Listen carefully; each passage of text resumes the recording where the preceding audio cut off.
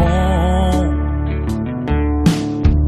I drink my whiskey all alone. Temptation got me on the run. Mama's son don't hurt no one. Don't want no trouble. Don't want no trouble. But trouble find me. Trouble find me. With nothing going right. Yeah, no hope is left inside. I should be praying to the Lord. Don't wanna bother him tonight. Don't want no trouble. Don't want no trouble. But you know trouble find me. Trouble find me. Well, I wish I could move on. Redemption too far gone. Now I'm left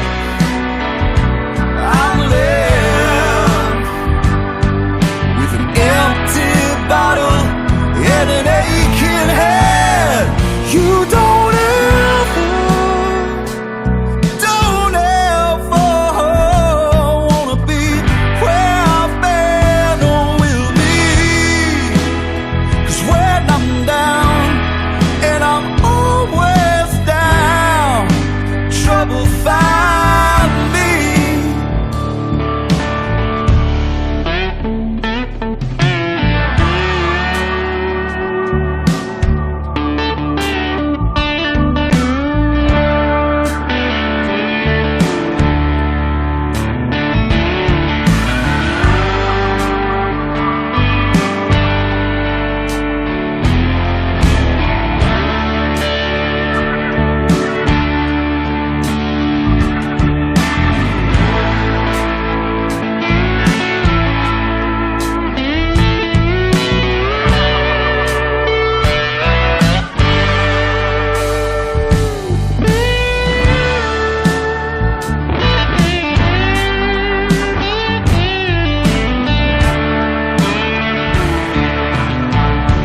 I can't take it no more.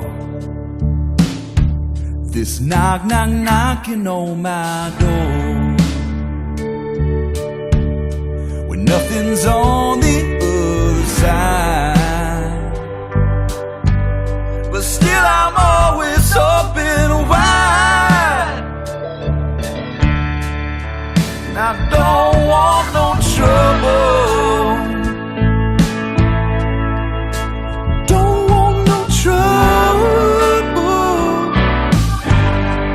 Yeah, trouble find me.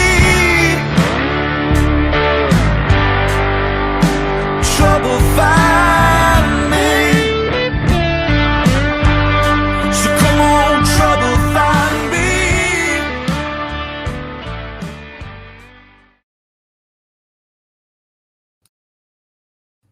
Hello and welcome, everybody.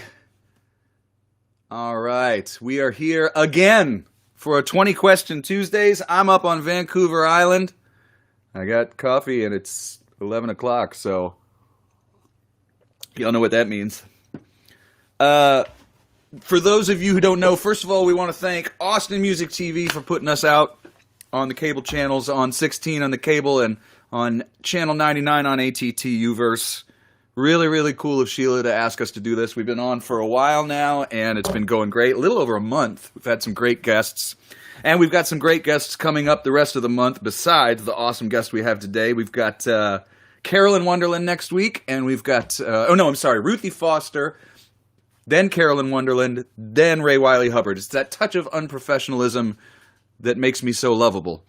Well, I don't know about that, but anyway, it's really, really cool. I told Nakia before the show, it's probably the most unprofessional thing you will do today, but it might be the most fun. I started this because everybody was locked down in the pandemic, and I wanted to do something for free, so I just got on and started asking people for questions about music, about songwriting, about guitars, and what came back was great because all of a sudden I was getting like, regular Joes who play music for a living, and then big musicians who are kind of, out there doing stuff. And then people who've never played anything in their life who asked really, really great questions. And it was so much fun. Then they asked me to put it on the TV, and I started asking guests. So I have a guest every week, so it's not just me blabbing.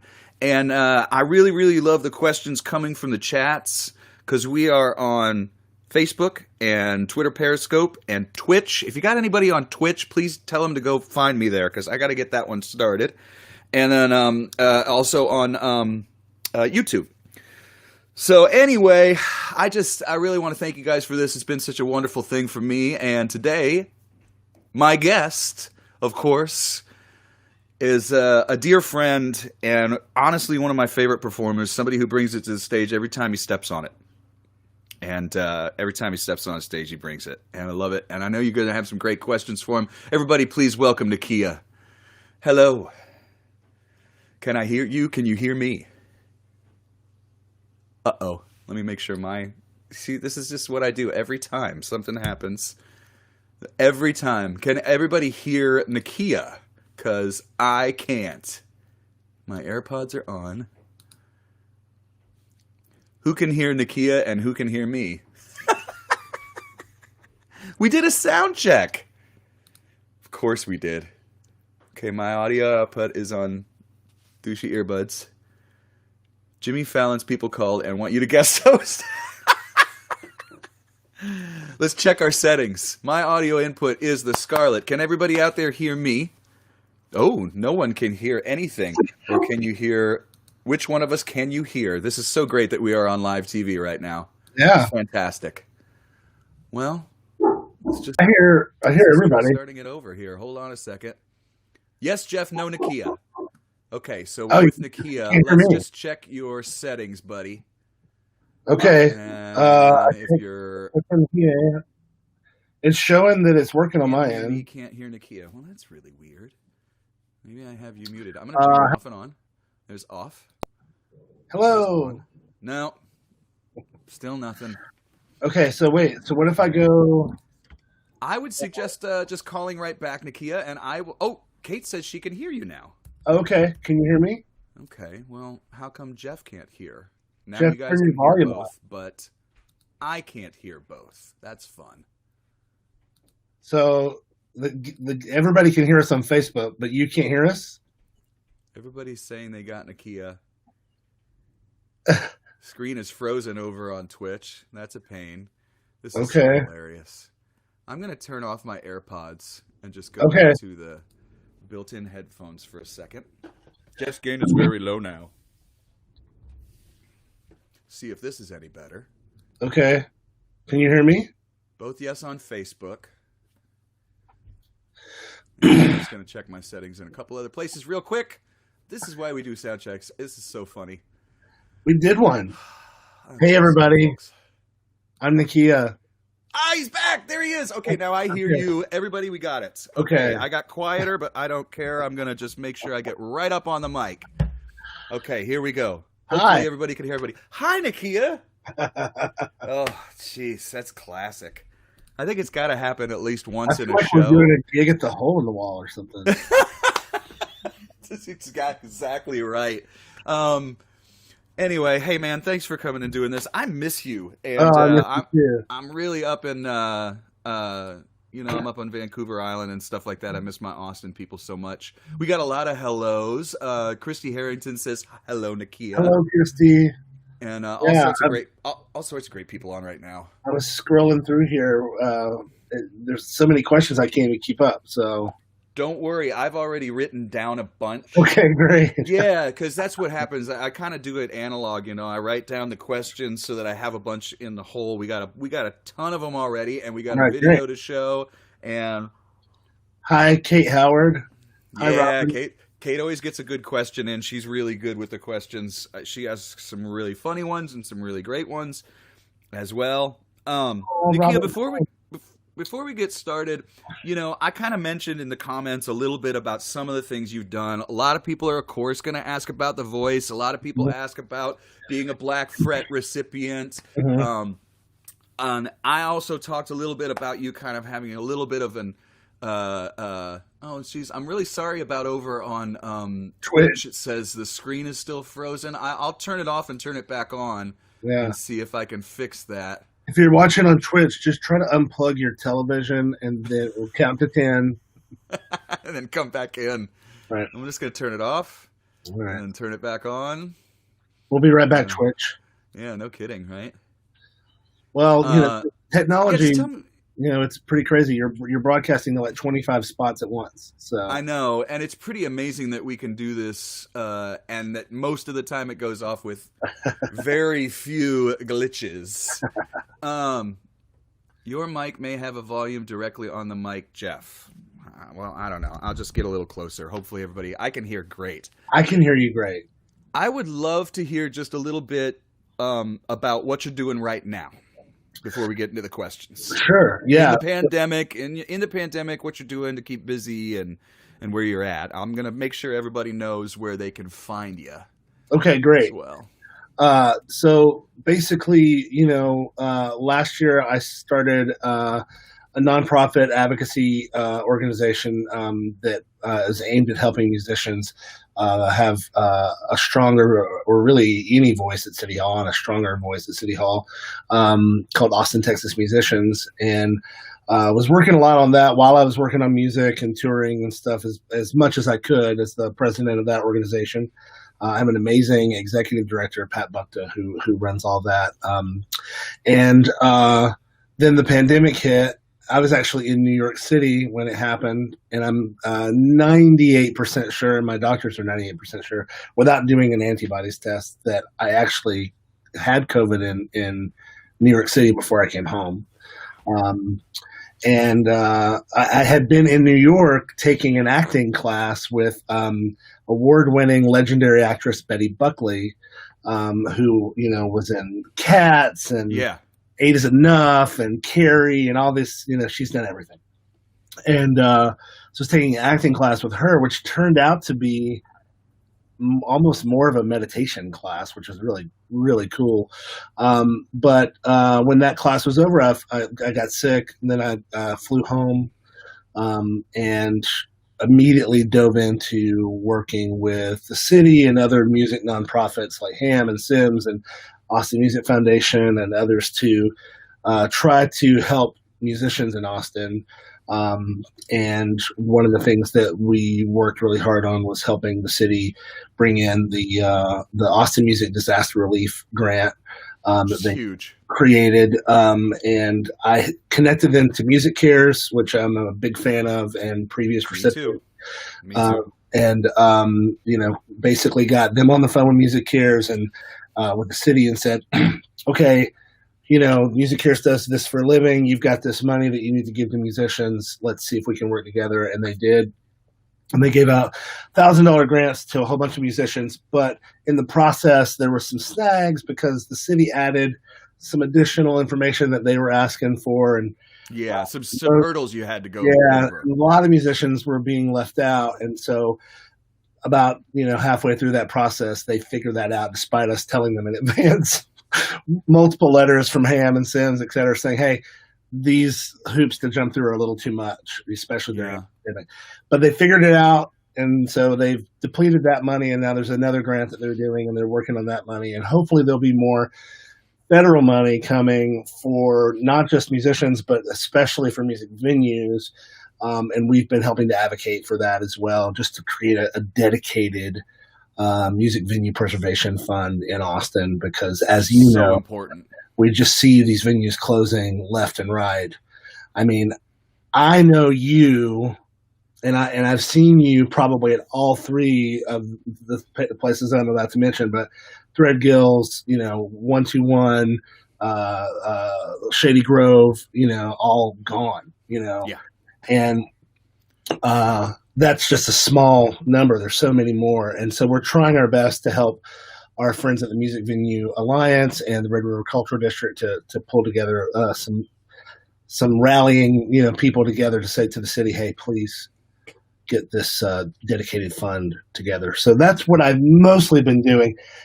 I've also had the opportunity to write a few new songs. I wrote a musical for an episode of a show that I score and act in. No, wait. Okay, so let me get in on this one. Sometimes I have to. I apologize in advance. This medium, there's a little bit of interrupting that goes on because of the lag. Oh, right, so right. I'm gonna occasionally. We're gonna call it that, and You wrote a musical for the web series that I score and act and also do sound design for. It's called Skeleton Crew. It's a web series, and it's shot in New York. All the people are up there in New York except for me. And they're working on their 5th season. And for season 5, Joshua, the creator, really wanted a musical episode. And so I said, cool, okay, man. If you write the lyrics, so these are your characters, so you write the book. Yeah. Send me the lyrics, and then I'll turn them into songs. And so we got like 15 songs in this musical that we started before the pandemic in October, November of last year. But we're almost done recording all of them now here in Austin. Could this be something, and not to interrupt again, could this be something that someone puts? A lot of times what we do is we have people put things in the comments so people could go look for that series. So if they looked up Skeleton Crew, we have to be careful about how we word things on the TV. If they looked up Skeleton Crew on YouTube. Oh yeah. Skeleton Crew series, yeah. Maybe somebody would be nice enough to put that in the comments if you don't mind. That would be really, really great.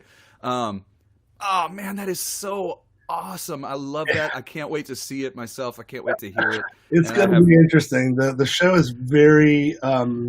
It's basically the equivalent of if John Waters or Roger Corman, instead of doing B movies in the 70s on 8mm, 16mm, that they were in the YouTube age and were doing almost like really intense dramatic soap operas. Yeah. So and there's a ghost in the show to give you okay, so we got a little bit of that. It's a very body positive, very gay friendly. Most all of the cast are members of the LGBTQI community, and it's a lot of fun.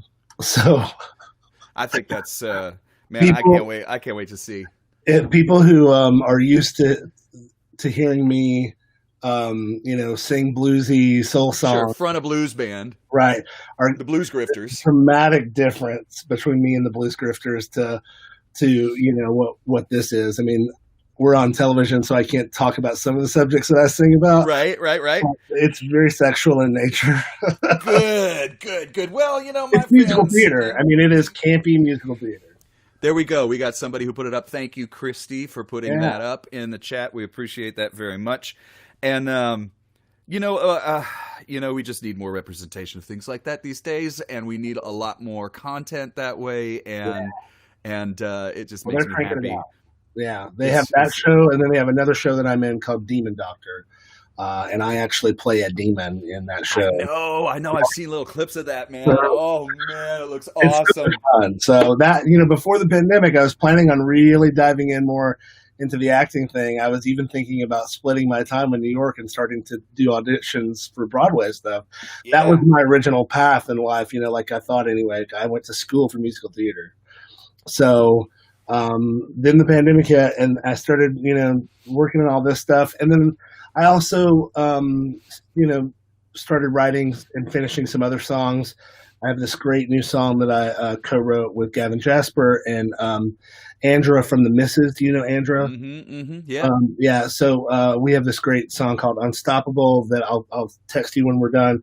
It's not out yet, but it's just. Ooh, but I get to hear it. Massive pop song. unlike anything I've ever done before. It's really, really cool. It's produced by Gavin Jasper, who was in the Saints of Valerie.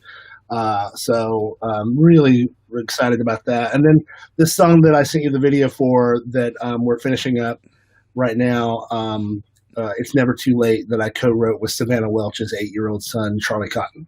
Wow. Yeah. Okay, so we're gonna talk about that in a second. But what I'm gonna do right now is, since we're gonna get into some questions, you have so much going on, Yeah. and I knew we would have a ton to talk about, and it makes the show super exciting, super fun. But I want to make sure that we first, right off the bat, just to go into some of the other questions. Lee, who I affectionately know as Doctari, says, "Do you use acting skills, aka becoming the character, while playing music?" I mean, I have always, as a lead singer, a frontman, the first frontman that I was enamored with was Paul Stanley, and that's yeah, theater, basically.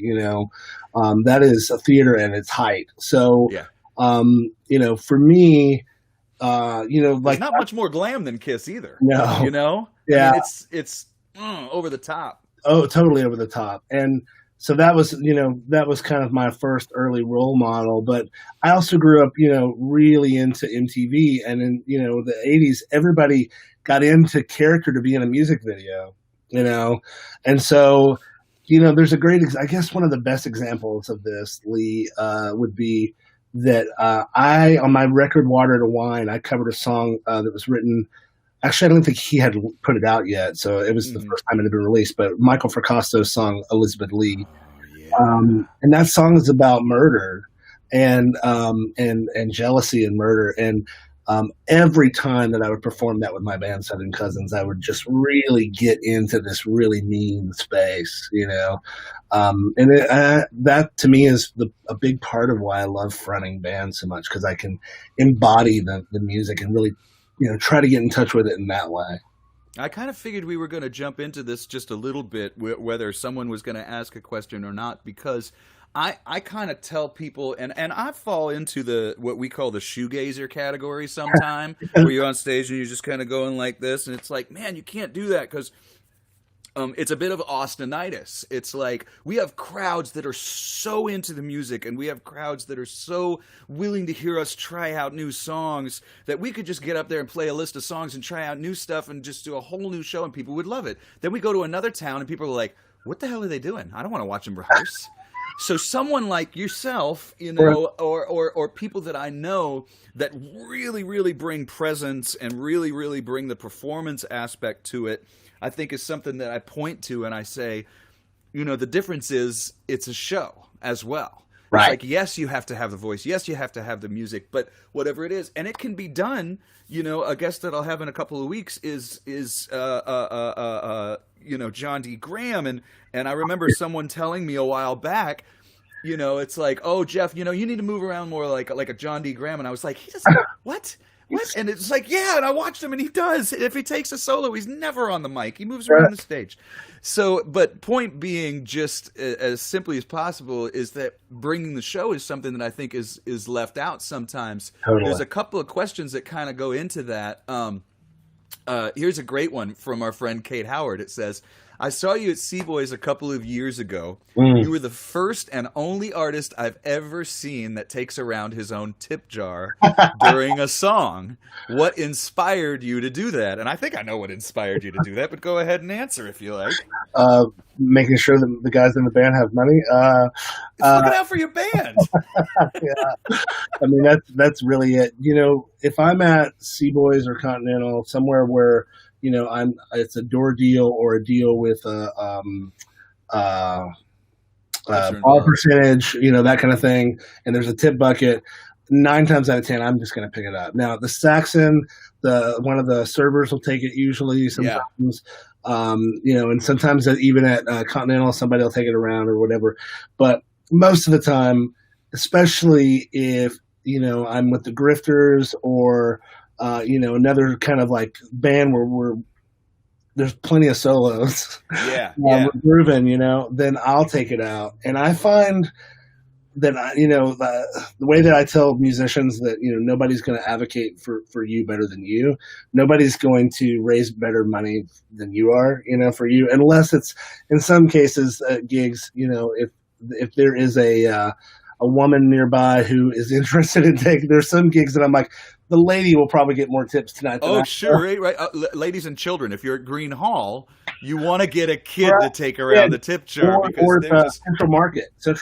Take the oh, kid, let the totally, kid go with the bucket. Yeah. yeah, But man, I just think it's, for me, it is about making sure that the guys in the band get more money, yeah, because as the band leader, I'm paying them, and I want to make sure they're taken care of. And honestly, there have been times where we've sometimes, I would say a lot of times, we would walk with more money in the tips than we would at the bar, or sometimes yeah. even at the door. I You know, totally agree. Yeah, so, and especially if I've got my tambourine. yeah, and people are feeling it, and you're kind of like Yeah. kind of having fun with it and stuff like that. I agree. I mean, the other thing too is it gets me off the stage for a minute and lets me rest my voice a little bit. So, Which is important in those long shows, especially something like Green Hall. Ooh, yeah. man, they can Sure. kill. Um, of course, we're going to have a couple of voice questions. Oh yeah. So, and what I think is, I think that a lot of people who are musicians expect to hear horror stories, and I think a lot, and I think a lot of people who don't think it's like this dream world that like if you're on The Voice, all of a sudden, boom, you're a star. Right. No matter what level you get to. And and we have lots of friends who have been on who have done decent. Sure. And you actually went out and did like a show with four, was it four? It was you and Rebecca and Lex and Susanna. Savannah. Yeah. Yeah. We, And this is in the round. Yeah. but what I was going to say was, it seems to me, and tell me if I'm wrong, you really, really cherish your experience. Oh yeah. No, it was really, really fun. It's, there's about four standard questions that I get about The Voice. The first one usually is Christina Aguilera a nice person? But that's not usually the way they phrase it. And my answer to that is always yes. She was Yeah. so nice, Yeah. genuinely one of the sweetest people. Now, that doesn't mean that she doesn't know what she needs and isn't Sure. ask for it. I think a lot of times that people have this idea that, oh, she's like a diva or a, they'll say B whatever, and the answer really behind that is that somebody isn't used to seeing a woman ask for what It's they want. sexism. It's Sexism. sexism. It's just So I'm like, misogyny and sexism, yeah, and like basically, if a woman asserts herself, I mean, they go one way or the other. right, It's like, oh, and the same thing happens in politics so totally, much, totally. And so and she I was think you're really she was fantastic. It was nothing like anything that any horror story that you think that you've heard. In fact, even though we didn't have that much interaction during the show, when I went back for another event and we were like at the House of Blues for the cast reveal for the next season or something, and I was upstairs in the VIP. She had already done her part and was about to leave, and her whole entourage walked in one door into a private room, and then they came back out. And as they were leaving, I didn't rush over to her. I'm not going to bother her or whatever. And I didn't even think she had seen me. But I'm watching her leave, and she kind of like turns around and goes, "Bye, Nakia." yeah, Like she didn't have to do that. Right no, after the show was over at the finale, like we're standing right there, and I didn't want to bother her, so I'm taking a secret selfie. Like she's just right, like 2 feet beside me, and I'm yeah, like, that's Christina Aguilera. yeah, no kidding. And then she goes, "Nakia, how dare you? At least let me get ready for the photo and get and she leans in and gives me a kiss for the selfie. So she was great. So that's always the first question that I get. And then even though she didn't turn around for me, but because of that, it gave me a great moment on television, which was great. Yeah, yeah, The second question I usually get is, would you do it again? Absolutely. It yeah, was so much fun. I learned so much. So much of what I had been doing for so long in Austin literally prepared me for all of that. Leading a band of top-notch musicians that, I didn't really know that well. I just could walk into a room. It's just like playing a blues, jam at Antone's or something. You just have to step up to the mic and take control. better be ready. You Yeah, got to be ready. The other question I get a lot, was did I get to keep any of the clothes? And our season, most of us walked with most everything. I would say. But that's not the Some of the case people who anymore. were eliminated early didn't take everything, but I mean, I took home pretty much anything that I wore on television. Oh, that's a pretty big score. That's a pretty And they big bought score. everything but my first outfit, so that was really nice. And then the other question that I get a lot is, do you still talk to CeeLo? And I do. For the longest time, we would text a lot or call. But then sometime just before last Christmas, he changed his number. So when I texted him Merry Christmas this year, whoever has his phone number now was like, man, CeeLo must be having a great Christmas because I'm getting all his texts. So I haven't talked to him since just before, I'd say right at the end of the summer last year. But I do still talk with CeeLo. I have his words written in Sharpie on my arm right Which here. one? Right here it says confidence becomes cool.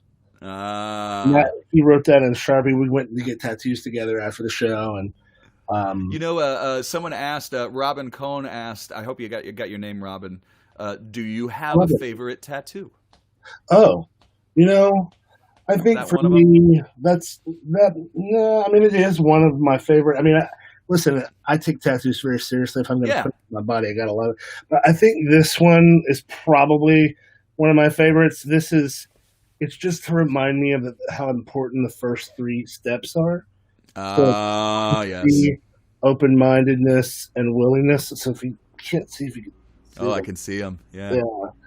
So, and you got a kiss tattoo. It says "Shout it out loud." You got a kiss tattoo. Nice. All of my tattoos have, with the exception of that one, really. Well, if you're gonna put it on your body, right? You're gonna have to have some. They meaning. almost all have some kind of musical meaning. Like I got this one, and this is Avett Brothers lyrics. It says, "All my mistakes brought me to you," and it's the corner of South Congress and Elizabeth Avenue where I met Robert the first time. Oh man, that is beautiful. Yeah.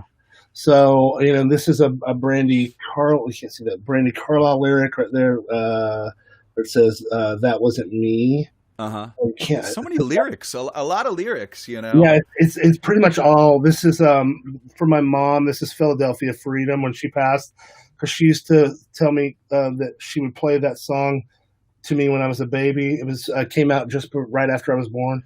Right. So it says, "Shine the light through the eyes of the ones left behind."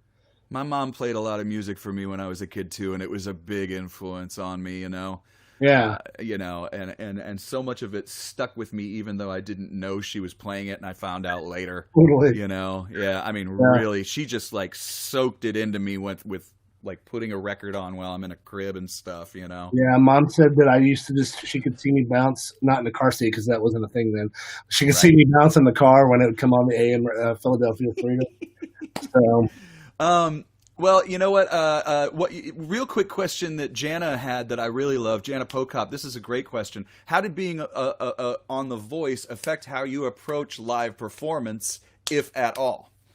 Well, when I came back, I did start trying to wear my in-ears in Austin. When you're on the show, they buy you in-ears, and so I have these custom in-ears.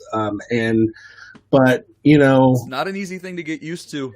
It's not an easy thing to get used to, and a lot of sound people are just like, nah, I'm out. Oh, yeah, especially, well, I mean, I think that personally my experience with in-ears has been big stadium opening up for somebody. Right. Heck yeah. Oh, yeah. Fantastic. Of course. I mean, I understand. I don't know how they used to do this with monitors, right? But as far as, and if you're new to them, it's good to do one. Yeah. It's really good to do one. If you can do one and it visually doesn't look weird to the audience, then you're going to kind of bridge the gap. You go into a club like the Saxon and say you want to use in-ears, and Richard's going to look at you like you're nuts. Come on. First time. He's like, hey, man, come on, man. What are you doing, man? This is some kind of you don't like my monitors? God love him. I got you this fancy microphone. Exactly. It's so great. Hey, our friend Natalie Price is on, and I know you're going to be doing her show this evening. That's right. Yeah. And I don't mind saying that I really, really dig that show. It's over on Instagram. It's Natalie Price. And hello, Natalie. And thanks for doing both of our shows today. It means so much. Yeah, she's super super fun. You'll have a great time. And Bonita Smith Rose says, "Hi Bonita." She says, "I'm just like your mom. My son at age 2 knew all the words to Queen of Hearts." You got Wow. now. Wait, are you talking Juice Newton? Because I hope you're talking Written by Rodney Crowell. exactly right. Yeah. So great, so great. Oh, some people like the Saxon comedy. Hey, before we get moving on to some more questions, everybody, I really want to make sure that we have time. Couple of things. Thank you so much, everybody, on the television, on Austin Music TV. I also want to give a big thanks to Peter Blackstock, Austin 360, and the Oh, American yeah. Statement for making this and my other show later tonight, the Residency of the Month. I was completely floored and honored by that. And there's a really, really beautiful article, so thanks. And then, since Nakia and I are, of course, pandemic underemployed musicians, you may just take a look, and it's not required, but it's here. And I always split the tips with my guest, and it really, really helps us continue the show and keeps us doing what we're doing. But Yeah. right now, Nakia has gifted us a video, and I would Yeah. love to play it right now, if that's okay. Do you want to talk any more about it before we lead into it? Yeah. Anything you want to do for setup? I'll say the setup here is just like a week or two before the pandemic. It was already out in the world. We already knew that it was in China and other places, and had already started to spread. And at one point, Savannah Welch, who we both know and love, Yep. her son Charlie Cotton, who is just a total cool guy. He's like 8 years old. He came up to her one day and she posted this on Facebook, a photo of him, and she said, out of the blue, that he just kind of came up to her and said, Mom, it's never too late for things to get better. It's never too late to start over and try again. Now, that to me was just like, Plank, you will identify this, what we call like a God moment. I was just like, Yeah. oh yeah, I needed to hear that. Yeah. Thanks for the reminder. And so then it was like, oh, but then I need to write this down. And so I started, typing it into my phone, and I immediately started singing a little melody into my phone. And I wrote, I'd say, the first 2 verses and the chorus, almost all of it. And I sent it to Savannah and Charlie, just me playing, acoustic piano and singing, and said, hey, if you like this, I'd love to finish it. And in fact, if you really like it, I'd love it if you could help me write the bridge. And so he sent me his ideas for the bridge, and I incorporated those into what I was thinking, and we melded those together, and we ended up with this song. So it's the first song that I wrote during the pandemic. It's the first time I've ever written a song with a child. I went over to Matt Parmenter's place and said, hey, I want to submit this for the Tiny Desk contest. Mm. And can we do a socially distant version? Because they're allowing these for the Tiny Desk contest this year. They're allowing you to do a little bit different because it's not 100% live. Right. But they were bending the rules because of the pandemic. And so I slid that in. And then when we were done, I was like, man, we got to finish this up. This is a cool song. Let's add more to it. Yeah. And so right now, as you and I are here, Grammy Award-winning mixer Chris Shaw is taking a mix on it. And I really want that kind of like AM gold mellow vibe, Yeah. like Dan Fogelberg or Gordon Lightfoot, Yeah. like that kind of vibe. So Well, I'm super excited for people to hear it, and I'm going to play it right now, and I'm also going to put this up.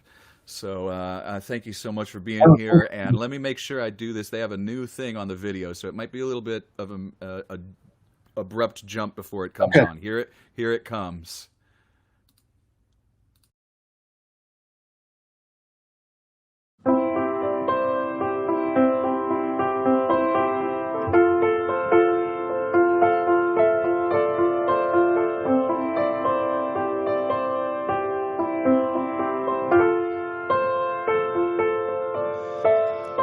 Sometimes you don't want to get out of bed.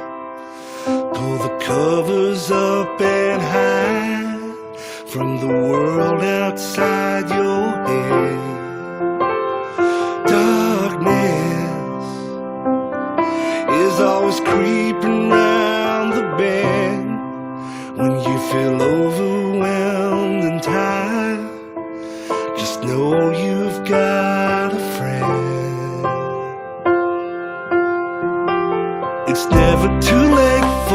things to get better for anyone.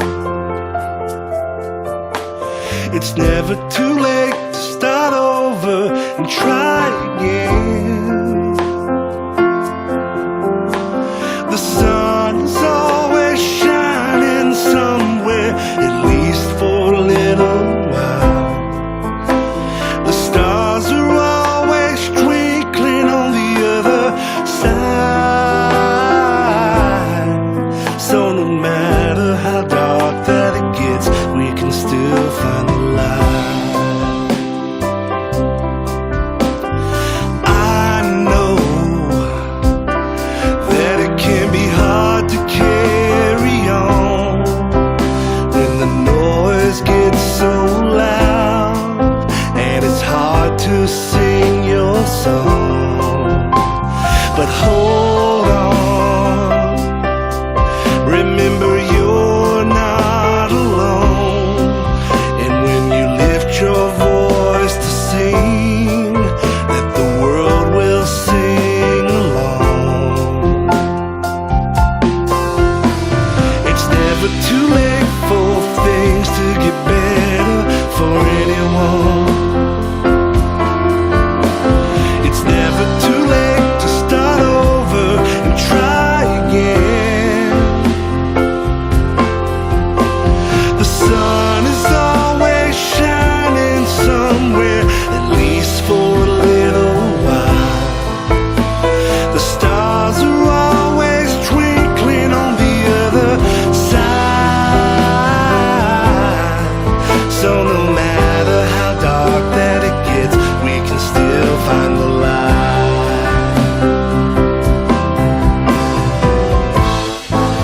It's never been more important to take care of each other. Take the time to understand. We're all in this together, and love has the power to hold us close when we can't hold each other's hands. And when we sing together, it doesn't matter where we stand. It's never too late for things to get better for everyone. It's never too late to start over and try again. The sun is always shining somewhere, at least for a little while. The stars are always twinkling on the other side. So no matter how dark that it gets, we can still. It's never too late for things to get better for everyone. It's never too late to start over and try again. The sun is always shining somewhere, at least for a little while. The stars are always twinkling on the other side.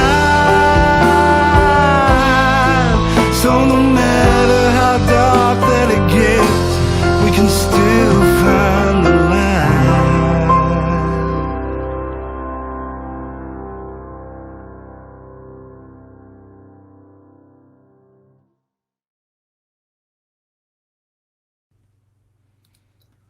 Okay, All right, so then. how beautiful was the second half of the video? Everybody, I'm going to show that video again as soon as we go off air, because basically, long story short, with these apps, every single week they change something. Right. And they changed how I download the video this week, and they put it in a different place. And I'm really, really sorry about that. But we're gonna play that video again. We've gotten some really, really, really beautiful comments. A couple people said, "Wow, that's a beautiful studio. Where was the video shot?" But it was Ice Cream Factory Studios, Matt Permenter, right here in Austin. ice cream factory, right? And William, of course, says tiny Nakia at the tiny piano on the table is a wonderful touch. That was my neighbor Teo. He's a Lego fanatic. He's 9 years old, and he built me a Lego version of me so that I could have a tiny desk to enter it in the tiny desk. Oh, yeah, that's a good little bonus. Karen Hudson says, beautiful. Clara Barksdale, speaking of writing with younger folks, Jack cool. Barksdale's mom says, right. beautiful song. And we had Jack on a few weeks ago, and he, of course, has his own talk show as well, not just Guitar Slingers, but like a Roots Roundup thing. Oh, cool. And, he's 13 and writing incredibly great songs. And I love that. He's so good, man. And it's pretty happening. Okay, so let's make sure we get some more good questions in. That was beautiful. Oh, thanks. With everything added to it, the organ and the backing vocals and stuff. It's crazy. Yeah, and it's funny because I find that whether it's an a cappella video, which those are low budget, they go through an app, and we do those with the Resentment sometimes, right? Or whether it's high budget, or whether it's just everybody's in a different place and they each do it. Somehow, those of us who are missing live music and haven't gotten to a drive-in concert or those kind of things, they get the connection, and it's something that they also get from what we do. Like here right now, they're like, oh, it's so good just to see two people talking to each other about music and having a good time. You mentioned via text while we were listening, and we were joking about how I messed up again technically. Do you have something on Mondays, or is on Mondays on my Facebook page? Yeah, so okay. I co-host the Sidekick Power Hour, where we're rewatching every episode of Skeleton Crew leading up to season 5. So cool. Last night we just watched season 2, episode 1. Right. And there's been so many people in the show who are mainstays and been there the whole time, but also people that have come in and out. So every week we have special guests. And what we do is we actually play the episode, but then we kind of talk over it. It's kind of like live commentary, or it's like Mystery Science. A lot of the times we're harping on ourselves. We're like, but there's nothing better than that. I mean, I don't know about you, but I'm particularly fond of artists who don't take themselves too seriously, and they take what they do seriously, totally, but not themselves too seriously. I mean, look, it's the show is literally. Just totally nuts. So you can't take that show seriously. It's meant to be candy, and because they were learning so much as they shot it. They had never done anything like this before. And so you get to watch not only the progression as actors and as characters in the show, but also in production value. Yeah. The whole thing starts to change. And so when I come in season 4, and about the 3rd episode of season 4, suddenly there's live score, or there's a real score, there's sound design, if you were watching them before and they were picking up a drink and setting it down, there was no sound, whatever. If they were in a bar, you couldn't hear it. It didn't sound like that. But now, it adds all that to it. So it's really fun for us to watch it, but it's also fun to just make fun of it, Yeah, I love it. Mark asks, have you ever busked? Have you done some busking over the years in your past? Only as just a cappella singing, because I play piano and organ, right. And so it's a little bit tougher. But I do have a funny story about that, because do you remember Jay Woods? Yeah. Yeah, so he at the time was the head of New West Records, and their office was here, and he was doing the Austin Music Foundation started the same year that I moved to Austin in 2002, and one of their first artist kind of things was at Momo's, and you go and you meet with people to sit down for a 5-minute talk or whatever. Right. And I had Jay Woods. Wow. And he was. He started asking me some questions, and I was very presumptuous, and I knew everything because I had just come from working at a record label and all this, and he was asking me about where am I playing. I'm like, well, I'm not playing that much right now. He's like, well, why aren't you out, busking on 6th Street like everybody else? I'm like, well, I play a piano, and he was like yelling at me, like, you better just drag your piano down to 6th Street, What? and all this. But the way that he basically, it was this kind of moment for me where he was just like, I get that you think you know everything, but you don't. And the only way that you're ever going to learn is if you get out and do it. And that was the gist of the whole conversation. And years later, I saw him speaking somewhere, and he saw me there, and he was like, I just want to take a moment to say that I get asked to speak to people, young musicians all the time. One of the very few people that ever took my advice and actually did something themselves was Nakia. He's right here. So well, that's a big key, I think, to whatever you consider success to be. If you're going to have any, first of all, it's different for everybody. There's no real formula for it. But for whatever you consider success to be, is learning to actually take that advice that's given to you and put it to use for yourself in such a way, and to be able to kind of get over yourself and go, I don't really know everything I thought I knew. But some of that pomp also goes away with age, and goes away from being knocked down a peg or two, and being sober. And that sure helped me a lot. And we can definitely talk about that. What do we got here? I love this comment. I can remember where I spent this money last night. Okay, great. Oh, that's the truth too. I was talking this morning with Ted, my manager, and we were talking about something, and I said, I used to. When I first got sober, I started during my newsletters, I would review books that I had read, and people were like, "Do you read all these books?" And I was like, "Yeah, I got a lot of time on my hands now." You know what I mean? I have a lot of free time now from all of the stuff that I used to do. That's funny. Karen Hudson says, one of the greatest things to emerge from the pandemic and the resulting live streams is the fact that fans of various musicians or groups have gotten to know and appreciate the artists as whole human beings. Not just as someone up on a stage. Thank you for sharing yourselves with us like this. And Karen, that's exactly what I think is hip and fun about what we're doing here. And thank you, Nakia. She's absolutely 100% right. Well, thanks for having me. Yeah. Oh man, I always like to say I like to be had. I love being had. I do. Christy Harrington has one more question, and then I want to make sure we do definitely. And then I have a question every show. Okay. That I have one question that I ask for sure everybody.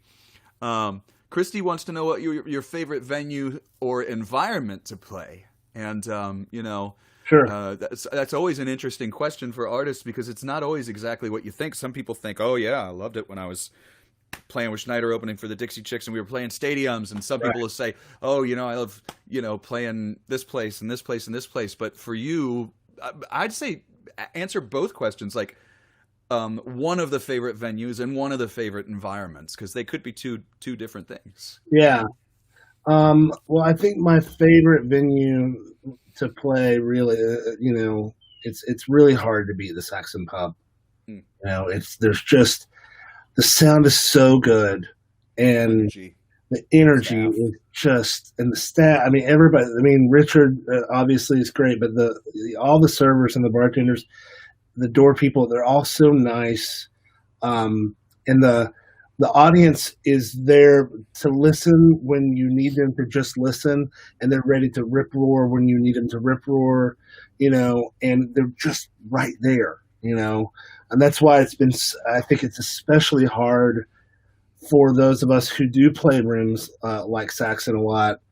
And that was the last show that I played before the pandemic. Was the first performance of my brand new band, all new members, never played with any of them before, new material, and we debuted at Saxon for my annual birthday party.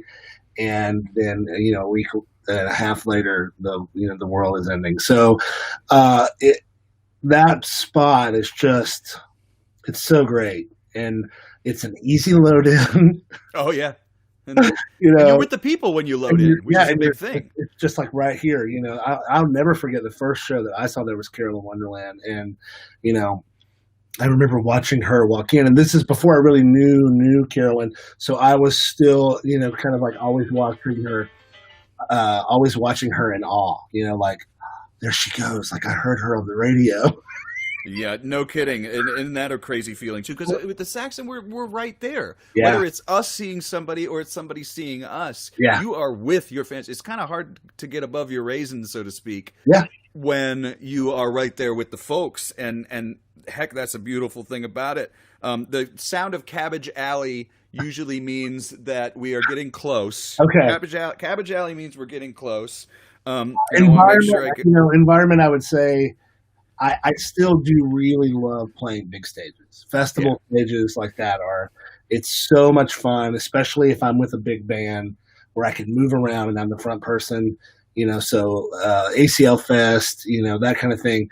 Big stages make a big difference for me. I that's when my Paul Stanley kicks in. Yeah, and you could feed the energy for sure. Yeah. Rose asks, "Did you all tape that last show? Do you have any of that on?" And okay. In fact, I'm so glad you asked because one of those performances will be featured as part of Ham Day a week from today. Oh, great! Yeah, fantastic. They asked me to say a few words for beforehand, and so I taped a special.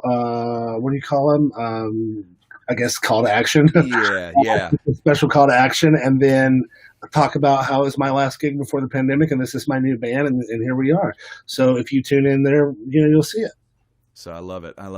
So a couple things. What we'll do is, because I messed up earlier, I'm going to make sure I get that video ready to go. And what we'll do is we'll take it out so people can see the beginning of it.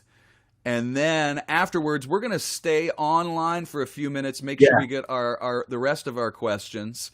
My question that I ask everybody every week is, what is your guilty pleasure music? Now, some people say, well, wait, it's not guilty. Right. But people know that, like, I brought up my big one is Stevie Wonder, and I'm a huge Stevie Wonder guy. Of course, that's not a guilty pleasure. Right. But while my mother was playing these Stevie Wonder records, she was also playing a lot of Barry Manilow. Right. And so whether I like it or not, it's just ingrained in me. Can't Smile Without You, Copacabana, Mandy, Ready to Take a Chance Again. I can't help it. That stuff stuck there. Listen, the guy is easily one of the most talented songwriters ever. So you are also a fan of Low, but I want to know yours. What's your? Kiss doesn't. A lot of people like Kiss, so I don't know if that's a guilty pleasure. I think a lot of people hate Kiss, but to that end, I would just say hair metal. Hair metal specifically. In the late '80s, early '90s. Megadeth, and that's more metal. We're talking more like Winger, Slaughter. Oh, Warrant. Right. I actually knew and hung out with Janie Lane and Warrant when I was a kid. Yeah. Okay. So big hair metal fan. There's very few hair metal curveballs you could probably throw at me. In fact, I think since I'm in the office today. Oh, I want it. Look at this. This is you gotta let me peruse through that. So we'll have to peruse through that someday.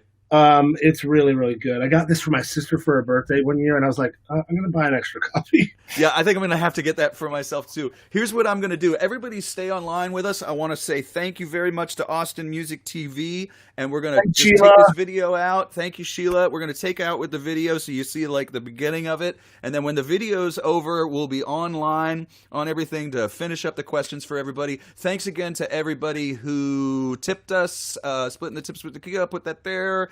And I'm just going to go ahead and play this video, and we'll see everybody in just a few minutes online. And thank you. We'll see you here next week with Ruthie Foster. Okay. All right, buddy. Hang on for me. All right.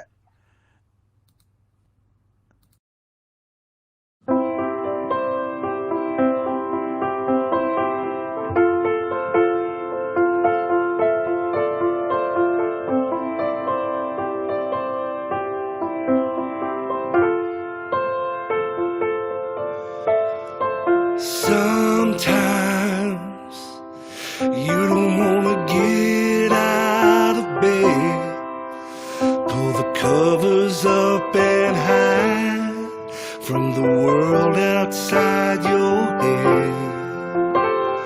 Darkness is always creeping round the bend when you feel overwhelmed and tired. know you've got a friend. It's never too late for things to get better for anyone.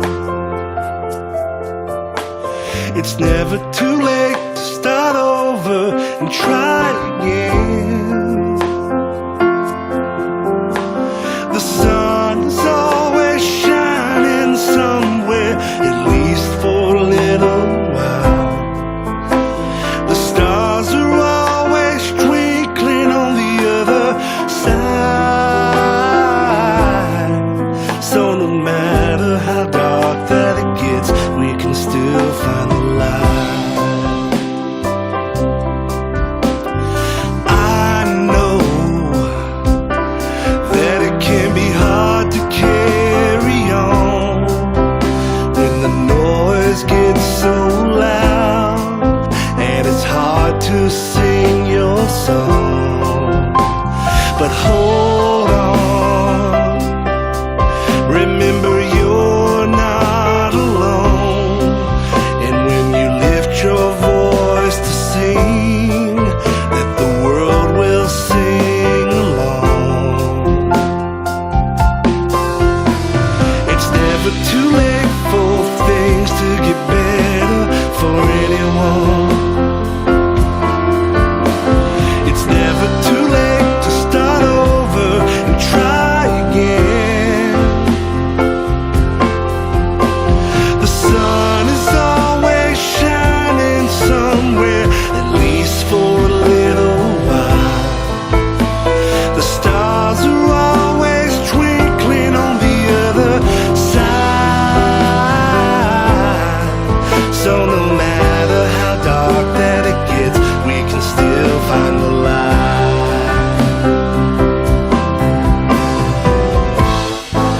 It's never been more important to take care of each other. Take the time to understand. We're all in this together, and love has the power to hold us close when we can't hold each other's hands. And when we sing together, it doesn't matter where we stand. It's never too late for things to get better for everyone. It's never too late to start over and try again. The sun is always shining somewhere, at least for a little while. The stars are always twinkling on the other side. So no matter how dark that it gets, we can still. It's never too late for things to get better for everyone. It's never too late to start over and try again. The sun is always shining somewhere, at least for a little while. The stars are always twinkling on the other side. So no matter how dark that it gets, we can still find the light.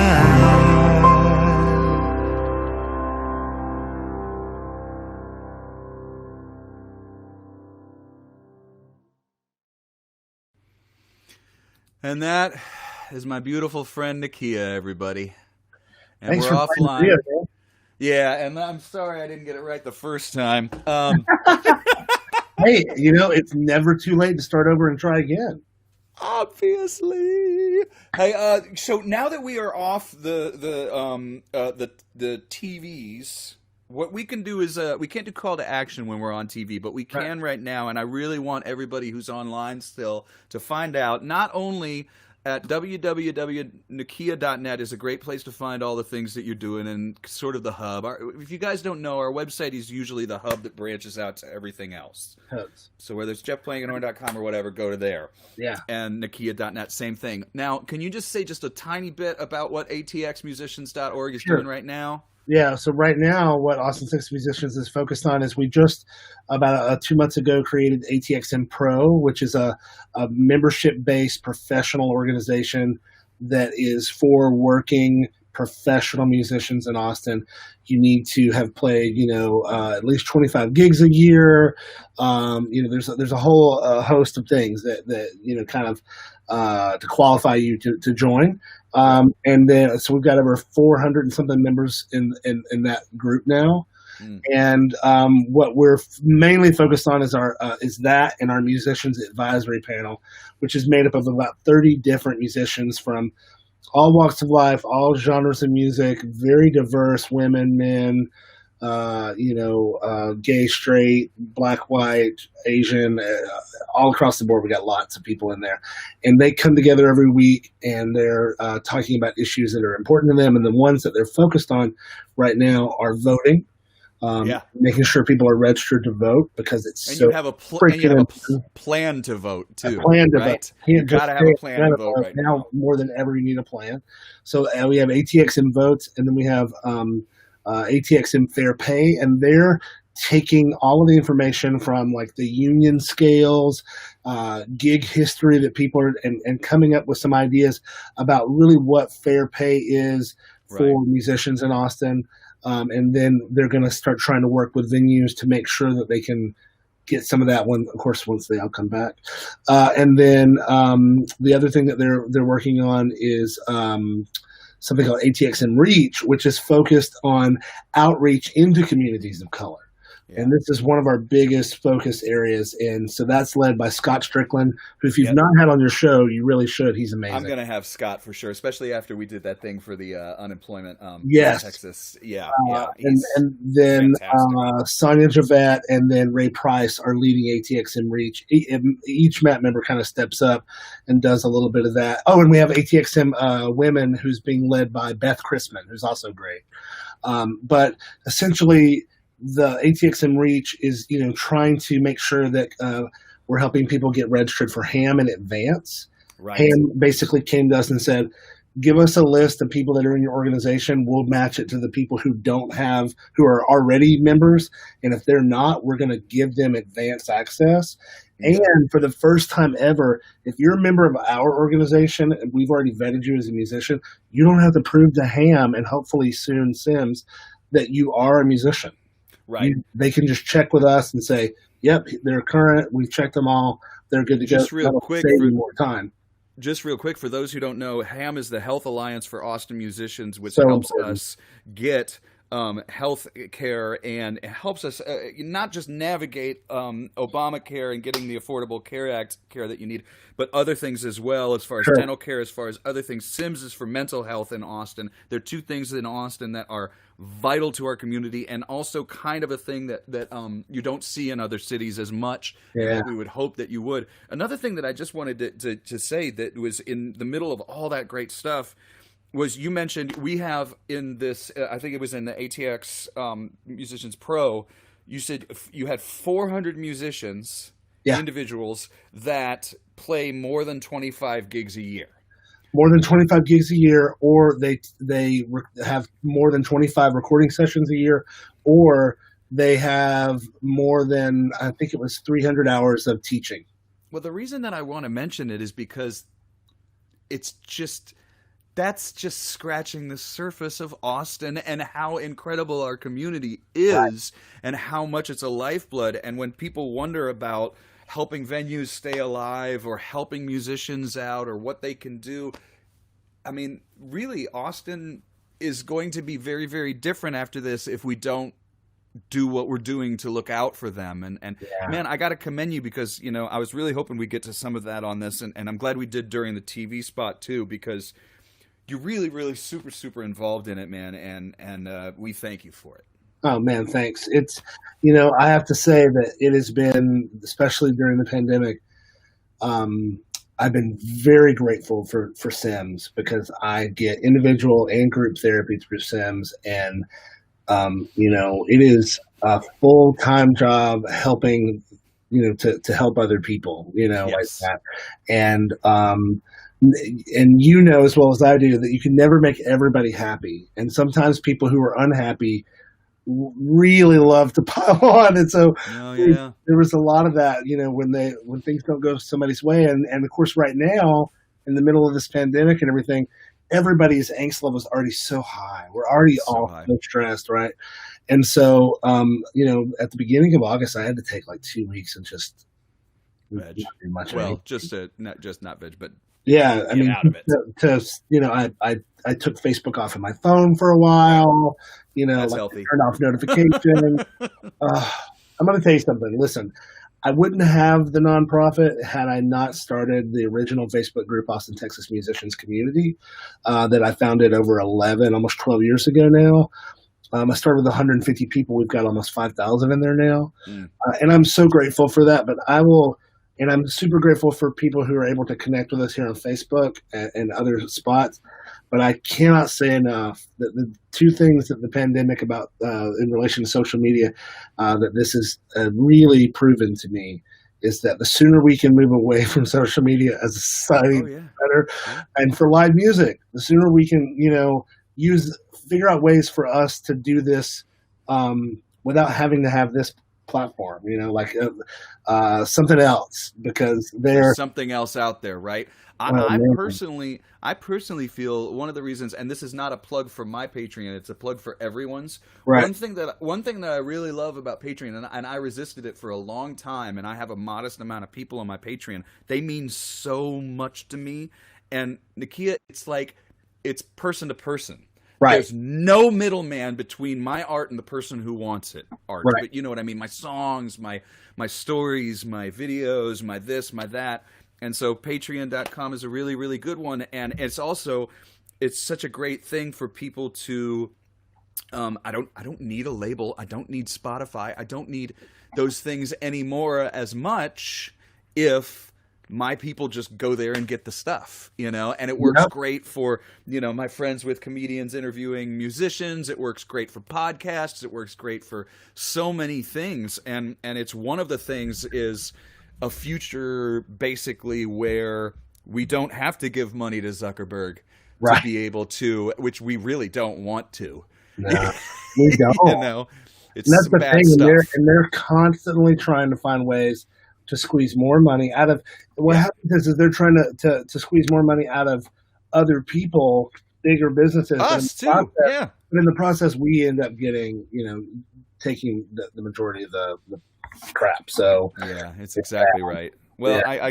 I commend you on everything you're doing, man, and I love you so much. I really Oh, mean I love that. you too, man. And I'm so glad you got to do this today, everybody. And I'll just do it one more time. Thanks a bunch for this, and you got to give my best to Robert, Yeah, please. I will. And we get back, we'll all do some dinner or something like that. I'm Oh, getting a yeah. lot better at We'll cooking be because my back. wife's. I'm not going to be back until the border reopens. Right. Honestly, and until America gets its act together, which people need to realize that what's that? So yeah, Jeff, you're gonna get that track from Nakia sneak peek. Oh yeah, so Ted probably wants to hear that too. You being sneaky, Ted. I know. All right, maybe if Nakia says it's okay, I'll let you hear it.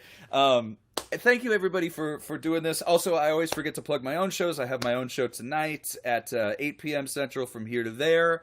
And everybody knows how to get there. I can't thank you enough. Do you have anything else going on this week? Now that we're on, we can plug, or do you want Well, to plug? tonight I'm going to be on with Natalie Price at 10 o'clock on her. That's Instagram. right, on the Instagram. Tomorrow, I don't have anything. No.